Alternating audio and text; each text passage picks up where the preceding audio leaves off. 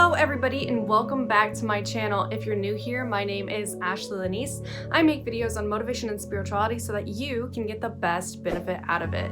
This week's video is on my spiritual transformation journey.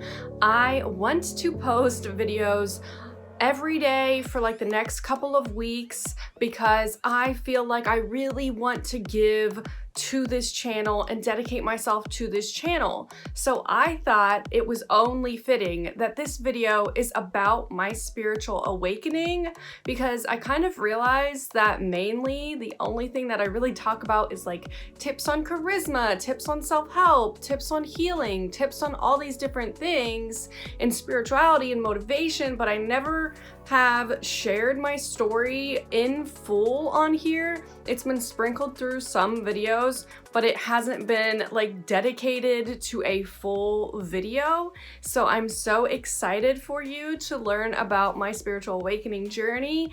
Let's get started.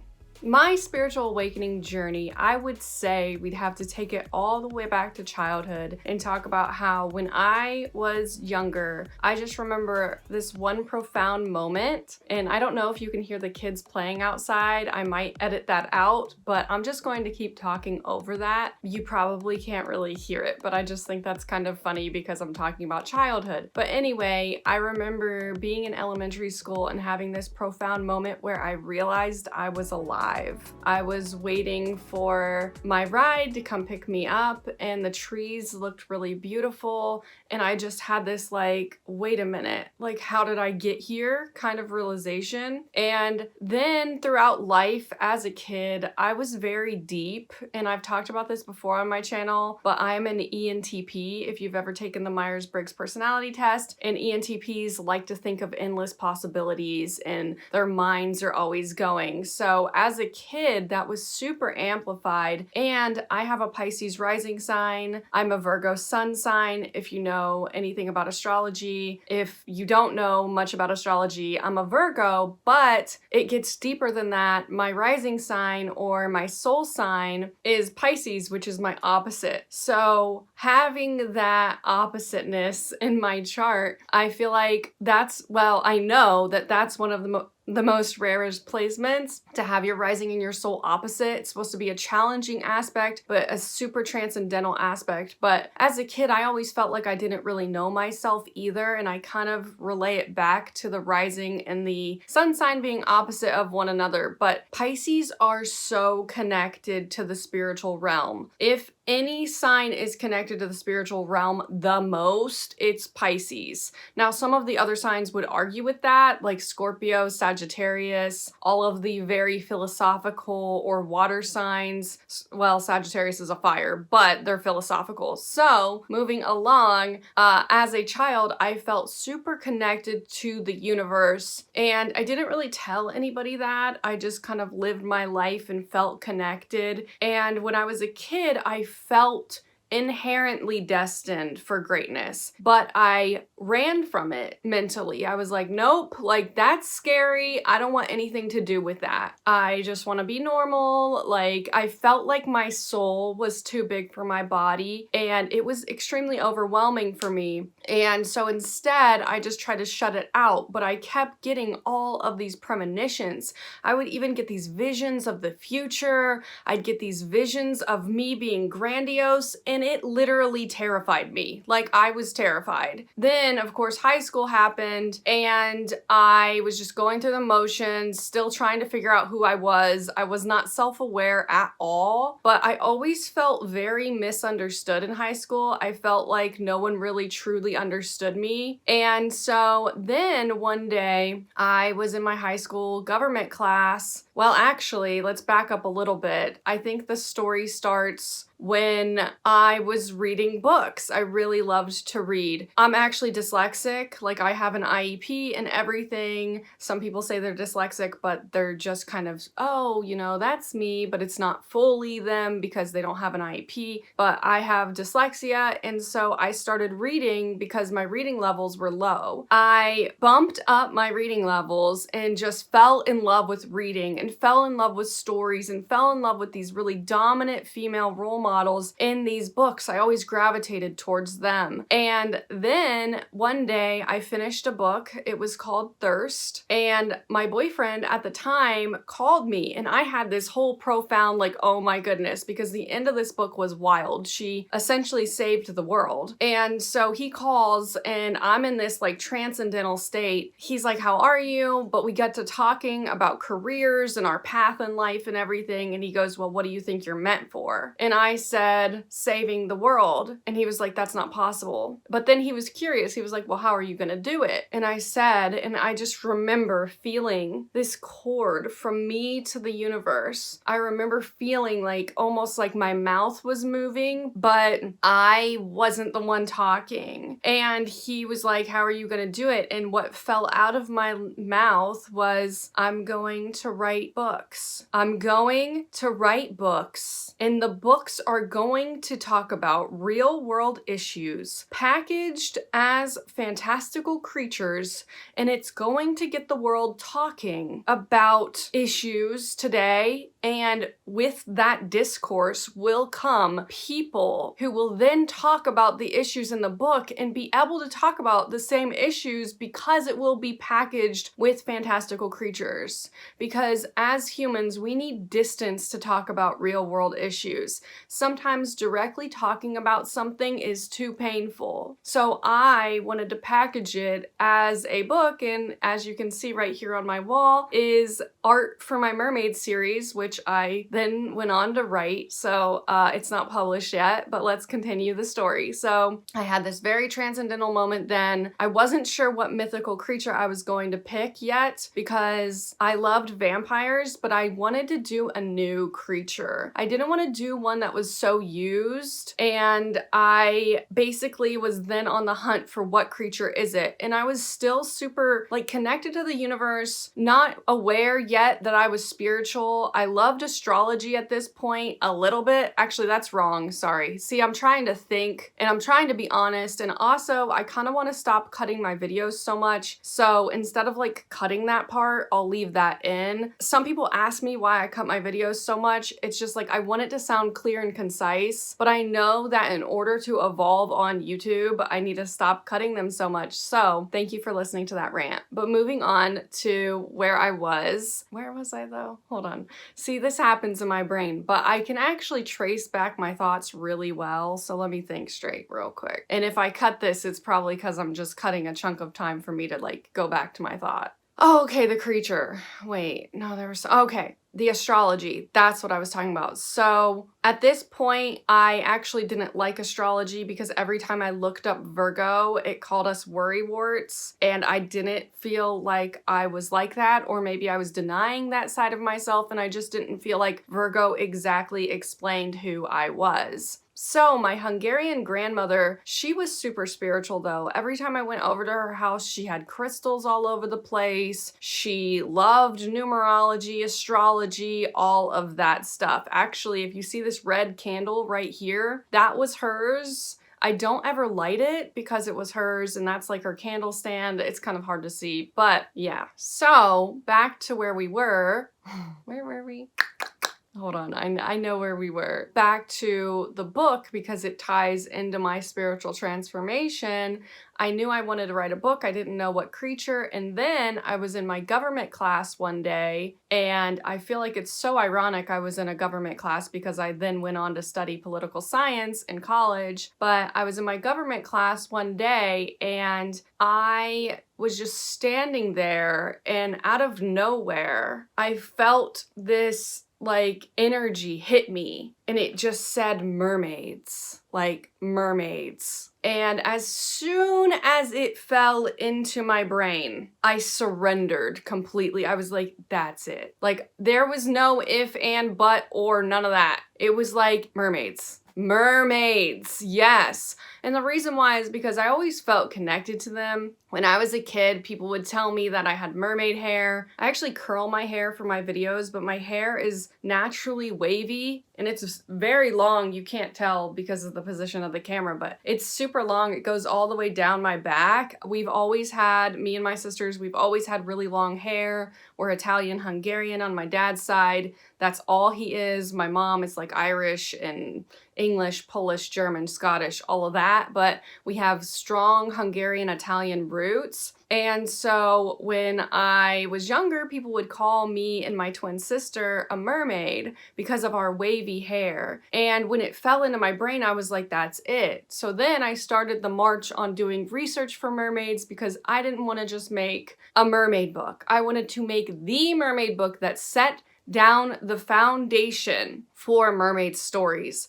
I wasn't fully aware of that then. When the mermaid thing just hit me, I just knew that's the creature that I was going to go with, that was going to change the world, because I think I knew it because it had the same vibe that when I was talking to my boyfriend about how I was going to save the world, it had that same like third eye spiritual connection energy. So then moving along, I was in a very dark place after I graduated, and I was grappling with a lot of inner issues, trauma, shadow work, all of that, but not doing the best at it at all. Like, I was not in a good mental headspace.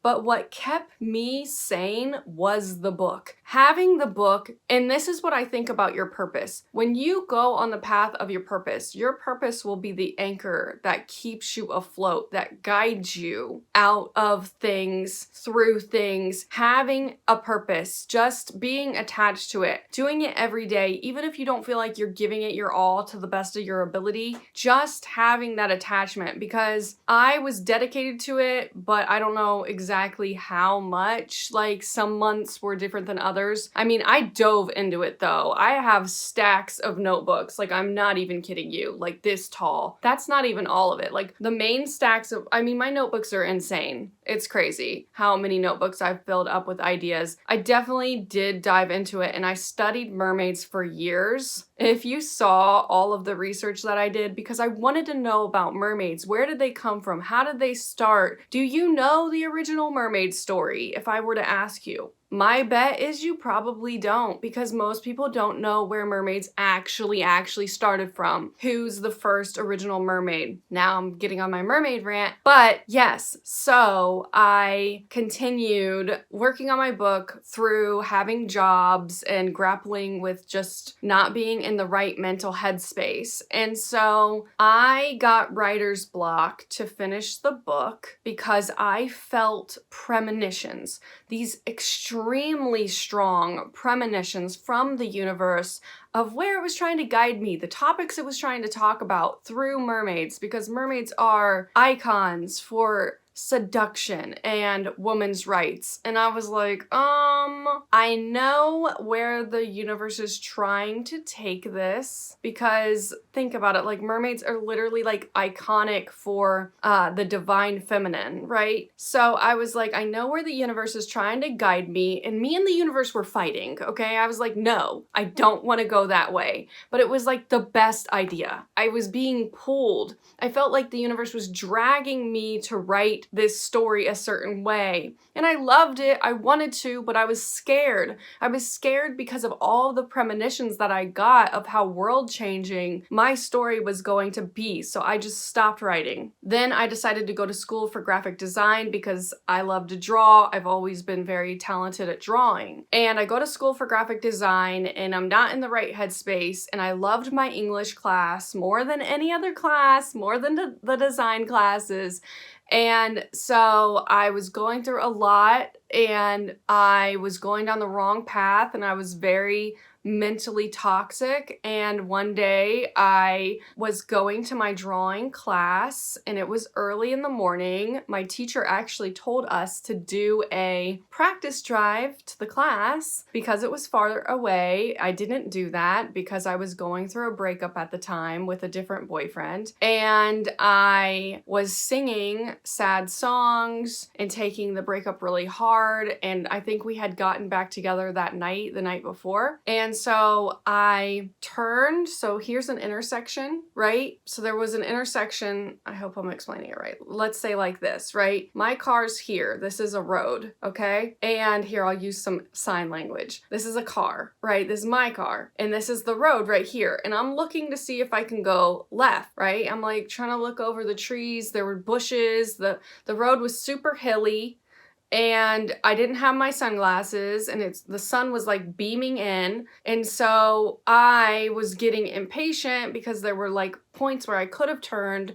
So I make the turn and don't see this car coming up the road, right? I make the turn, bam. Like, I actually sped up. Like, the feeling that I got when the car was coming at me was wild. Like, literally, like the adrenaline rush you get when you're like, oh my goodness, I'm not going to be able to make this. Like, this body high happened. I knew I wasn't going to make the turn, but I slammed on the gas because I was like trying to do anything in my power to get out of that situation. So I make the turn and the car crashes into my driver's side. And as I'm telling you this, I'm also grounding myself here and now because I understand that traumatic memories can pull you back and kind of re-traumatize you sometimes, but I've done a lot of work on grounding and being able to talk about this. Actually, a couple years after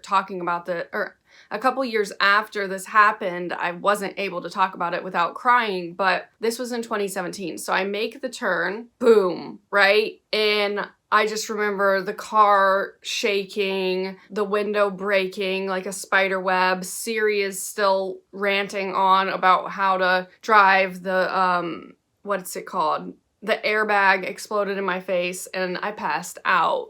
And then I wake back up and at my window is a child, like 9 years old or something, I don't know. And he's got the cutest little freckles and he's crying. And he's like, "Are you okay?" And I, like, around my vision was very, like, dark, blurry, and I look at him and instinctually I'm like, yeah.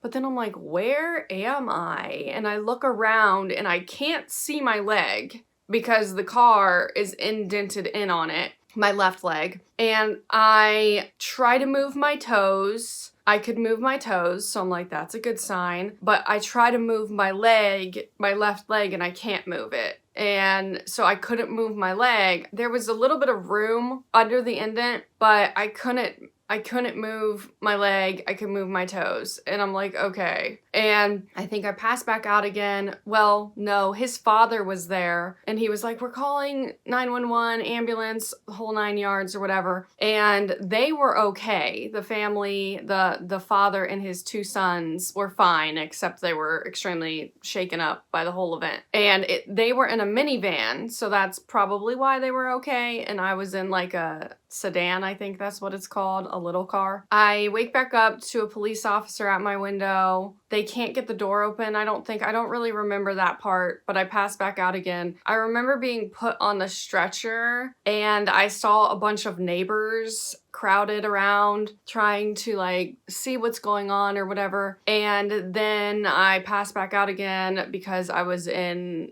shock and like excruciating pain. And then they drive me to the hospital. I will never forget what it sounds like to be in an ambulance with the wee thing happening over top of me, like feeling it dart down the road. And in my brain, I'm like, everybody is moving out of the way for me. Like, how many times have I been the person that's had to move out of the way on the road? And now this is me. And so I'm in the back of the ambulance and there was this guy who I felt like I knew. I felt like I knew him. And oh, a piece of the story I didn't explain is like, when I went to class that day, I grabbed my cross necklace. This isn't it, but I grabbed my cross necklace and deliberately put it on. And I don't know what you think about religion. I have some interesting opinions about religion, but I do believe that there is a God. Now, for me, God is love. God is an energy. the energy of unconditional love, but I do think that religion has it right to some degree in different religions and things like that. I was raised Lutheran, which is a branch of Christianity. Anyway, though, so I grabbed my cross necklace that was given to me by a lady who had recently passed away, and I just felt called to grab it. So anyway, I'm in the back of the ambulance and I am being told by this guy that I feel like I know not to fall asleep because I might have a concussion. And he's like, sweetie, just don't fall asleep. Just don't fall asleep. I remember feeling the tears. They were very warm. I'm laying down, just hot tears pouring down my face. And then I said to him, will I ever be able to walk again? And he goes, I don't know, sweetie, just don't fall asleep. And I start to cry way harder because I'm like, what do you mean you don't know? Like, I better be able to walk again. And so I started praying harder than I've ever prayed probably in my life, and I was not connected to God at this moment. It was a terrible relationship that I had with God, and the love vibration is what I think God is, but at the time I kind of believed in God more as like a Christian God, which is totally fine. That's not what this video is meant to be about, but I'm praying. I'm like, dear God, please, please, please, like, I am just going on and on and on because I want to be able to walk again. So then they rush me into the hospital and they assess my injuries. I get put in like the immediate thing because they thought maybe I broke my spine, maybe I broke my shoulder, like they weren't sure. They put me in like a neck brace, and I remember that the guy next to me, like he wasn't next to me, but like there were curtains dividing all of us. He sounded like terrible. He was like, Marge, like yelling out random names and stuff. What am I? I'm like, okay, well, I'm not as bad as him. Like, I remember assessing myself based on him. And of course, my family all drove down. People who love me all drove down. And I will literally never forget. So the first time that they assess you, you can't have medicine. So, or at least that's what it was in my case. So they take me somewhere to try to see what broke, what happened. And they rolled me over without medicine. I'm broken, like I'll tell you what broke eventually. So they rolled me on my left side, which was the side that I got hit on. And I will never forget the scream that literally tore out of my mouth when they did that. And so they realized something broke on my left side, and they knew I had internal bleeding somehow. I'm not quite sure how because I was still in a trance. Also, I was covered in glass, and glass was everywhere. And I also had like marks all over my face too, like here, cuts everywhere. Basically, I had to stay 8 days in the hospital. My spleen had an aneurysm on it. I broke my pelvic bone in 3 places,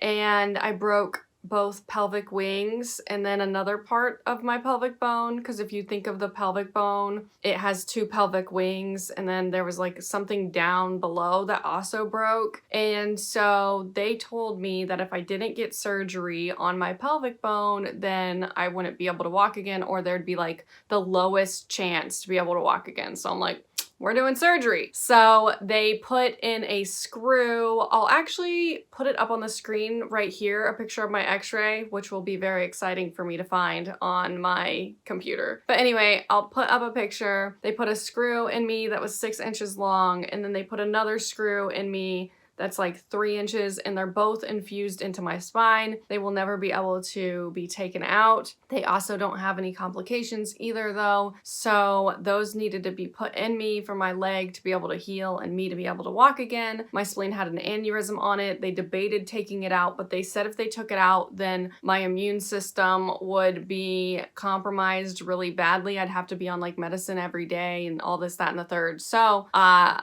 decided to keep my spleen. I just remember the spiritual awakening, my first spiritual awakening ever, like a conscious spiritual awakening, happened when I was laying in the hospital bed one night and my mom was sleeping on the couch next to me. I couldn't get to sleep, and the machines were going beep, beep, beep, beep. and that was like driving me up the wall. And I was laying there and I had this feeling, this wild feeling similar to the book when I told my boyfriend I was going to save the world. This third eye, transcendental, connected to the universe, woven into the fabric of space-time reality feeling where I just felt the universe tell me that the reason why I was still here was because I had a big mission. And, you know, the doctors were even surprised. They were like, we don't know how you lived, because the way that I got hit, like the whole car was indented in on me. And I'll tell you how, because you need to know this advice in case you're ever in a car accident. The reason why,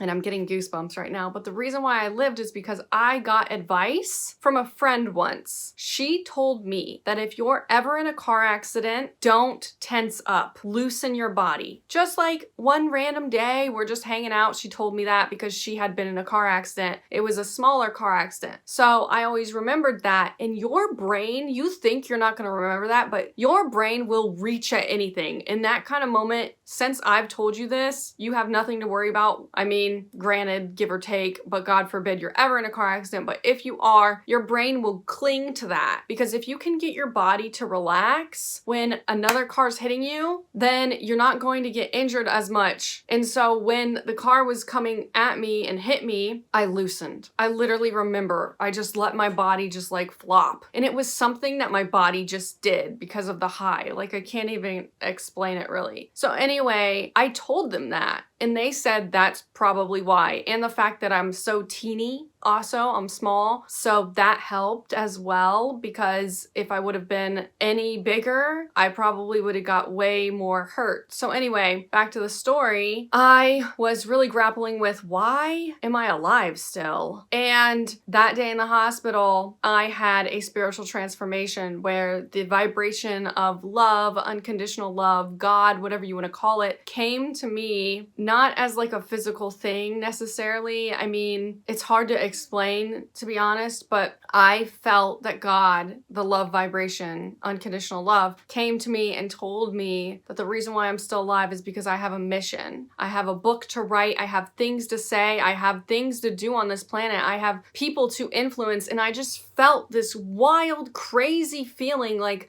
I was going to do something big, something groundbreaking, like I was destined. So I vowed to the love vibration, to God, that I would be what I was meant to be. Instead of running from my purpose, running from what I was meant to do in life, I was gonna go towards it, because I had been running. I was scared. I was scared of all of the little premonitions. Like, I got them so often through childhood, and I kind of leaned into them as a kid, but then when I got older, I was like, no, no, no, no, no, that's terrifying. And it's almost like I had this like psychic feeling of this accident, even like looking back, thinking about, I was scared because I knew there was pain involved, and I knew it was going to be a journey. I knew it was going to be like on top of the world type stuff, and I was terrified of that. So I surrendered to my mission because I was so grateful I was alive. Like, the amount of gratitude that I felt, I can't even tell you. I realized that I was a leader, but I was doing it the wrong way. If you knew me back then,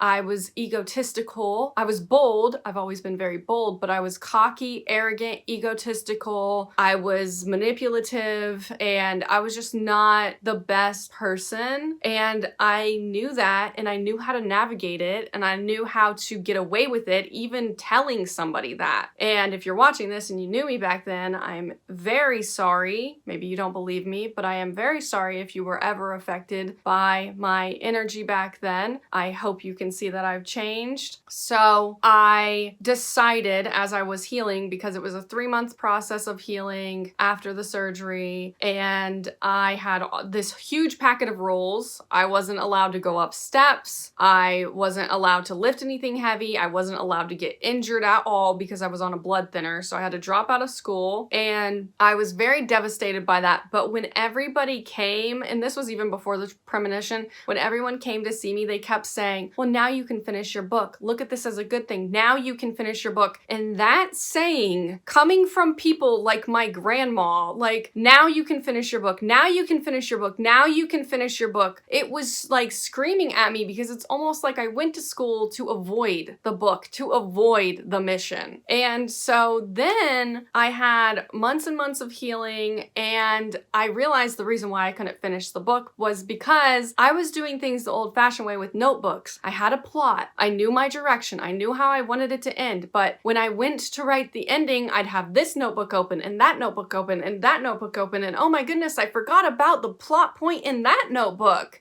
And it was like, I just wanted to rip my hair out because I couldn't finish the book because I didn't have a good organization system of how to weave all of the ending plots together. So during those 3 months of healing, I typed into the computer my outline. I took all the notebooks, put them into an outline, found a girl on YouTube. Her name is JENNA.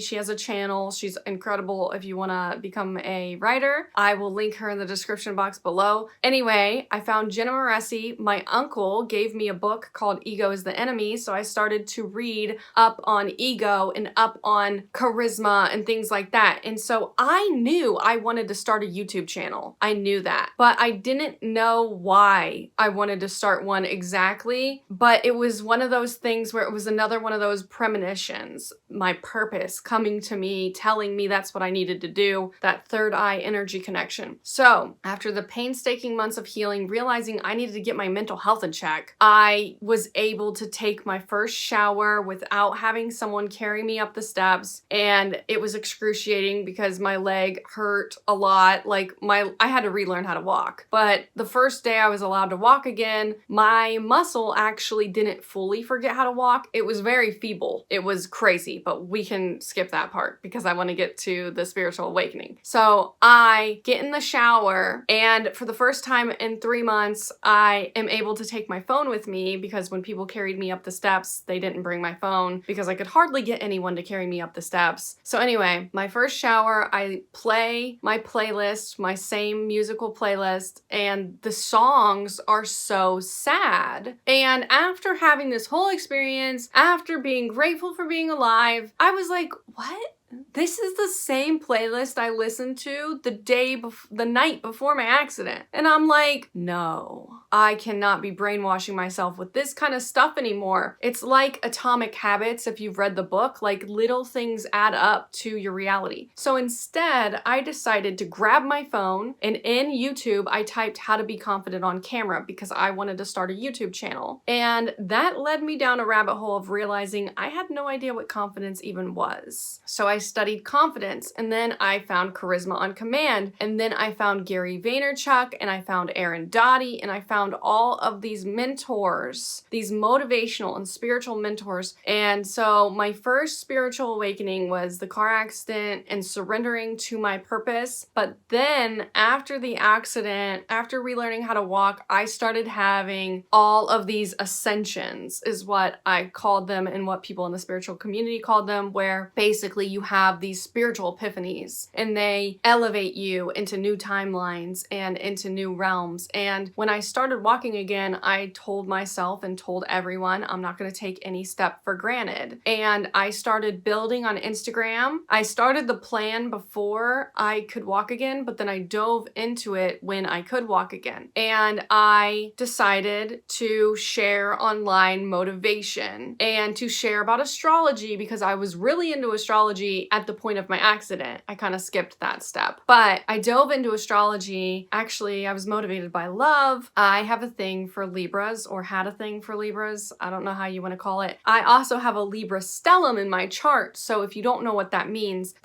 I'm mainly Libra out of all the zodiac signs. So it kind of makes sense. So Libra and liking Libras and not knowing why is kind of what got me into astrology. So I studied astrology before the accident and it helped me accept myself. I honestly genuinely believe if I didn't have astrology, I would have been way more crazy during that dark period of my life. So then after the accident, I fell in love with light. I fell in love with positive energy. I fell in love with fixing my mindset. I just fell in love with charisma. I fell in love with putting inspiration and motivation out there. And even before the accident, I was motivational. It was just like a different vibe because I was dark. So then I dove into the light and I just surrendered to everything. And I finished the book. The book got finished. It's still not published because I then went to school for political science and I specialize in international relations because I'm deeply concerned about the world and I'm very altruistic and I want to save it. So I studied human trafficking because that's the number one thing that I'm super, super passionate about. But I'm passionate about any suffering anywhere around the globe. And so through this journey, then what I did was every time I took a shower, I played a video. I paired learning about charisma, spirituality, self-help, healing with showering. I bought a shower curtain that held my iPhone. And then I got into crystals. I was already kind of into them, but I got super into them. I started doing all of this spiritual stuff and I just healed. I felt my brain heal. I felt my brain go from toxic to positive and it was wild. And I was helping people online.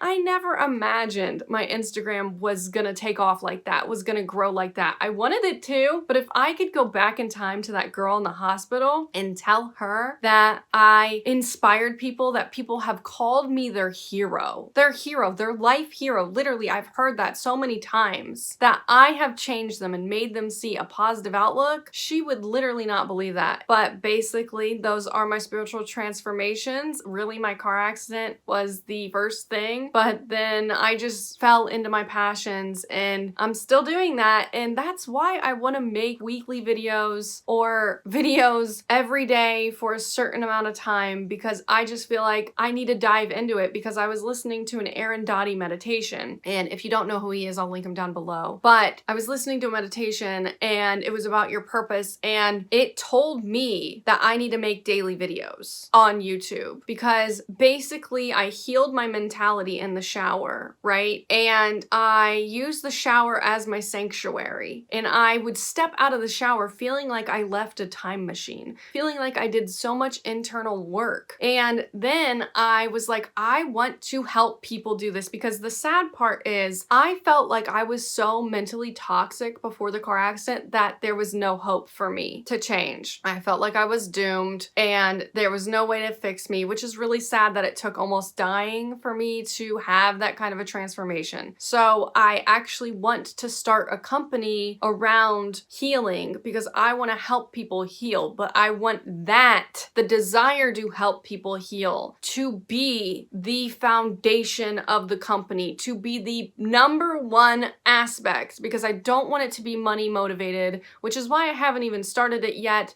because I'm not concerned with money exactly. Now, I'm not repellent of money. I might have a money block, I don't know, but my main concern is helping you heal. That is why I make content. That is why I make all of these videos. I want to help people. And why? Why do I want to help people? Why do I care so much? Because I know how hard it is. I literally know how hard it can be, and I'm fed up. I'm fed up with this world and how hard it makes it for us. So if I can be altruistic, if I can spend my time day in, day out, every night. Last night, I think I went to bed at like 2 in the morning. Like, I woke up this morning, I wanted to film videos, I wanted to give it my all. My friends actually tell me I need to relax, I have hurry sickness, because every hour of the day, I literally chart every single hour of the day. It's wild, and I can make a video on that, but every single hour of the day, I time block. I try to make sure I can get everything out and everything in one day. So this video has gone on far too long for my little schedule, but anyway, thank you so much for watching this video all the way until the end. If this moved you, feel free to subscribe. If you like content like this, please give it a like so other people can find this as well. But as always, and more than anything, thank you so much for watching this all the way until the end. I love you, and I hope you have a great day. I will see you in the next video.